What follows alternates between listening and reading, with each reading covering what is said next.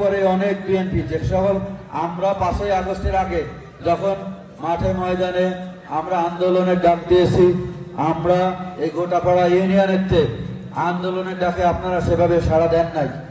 আপনারা ভয়ে পালিয়েছিলেন, নইলে এলাকা ছাড়া ছিলেন। যারা 5ই আগস্টের আগে আন্দোলন সংগ্রামে ছিলেন না, তারা দলের পিছনে থাকবেন, সামনে আসার চেষ্টা করবেন না। সময় বেশি নাই, তারা মাথায় থাকতে পারবে না। তাদেরকে যারা ত্যাগী নেতৃবৃন্দ আছেন তাদেরকে নামানোর চেষ্টা করেন, না নামাইতে পারলে আমাদেরকে বলবেন।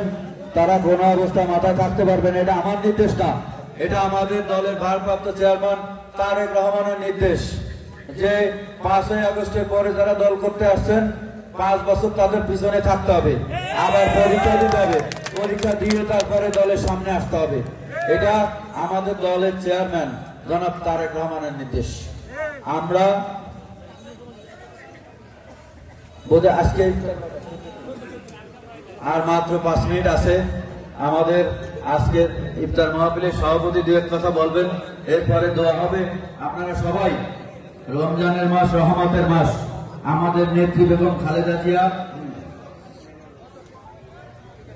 চিকিৎসাধীন আছেন লন্ডনে, ওনার জন্য দোয়া করবেন যেন সুস্থ হয়ে উনি আমাদের মাঝে ফিরে আসতে পারেন, এবং দোয়া করবেন আমাদের শহীদ প্রেসিডেন্ট জিয়া রহমানের আত্মার মাগফিরাতের জন্য দোয়া করবেন, আমাদের আরাফাত রহমান কোকোর আত্মার মাগফিরাত কামনা করার জন্য, এবং দোয়া করবেন আমাদের গত আগস্ট জুলাই মাসে যারা শহীদ হয়েছেন, আমাদের দলীয় নেতাকর্মী, সাধারণ জনগণ এবং ছাত্র জনতা যারা শহীদ হয়েছে তাদের সবার আত্মার মাগফিরাতের জন্য আপনারা দোয়া করবেন।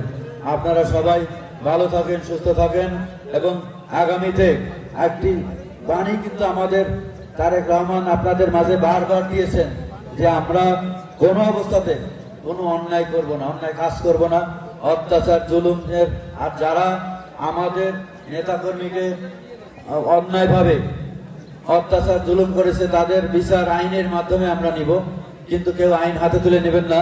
কোনো অবস্থাতে কোনো সরকারি জায়গা দখল করবেন না, সরকারি কর্মকর্তাদের সাথে কোনো ক্ষমতা দেখাতে যাবেন না।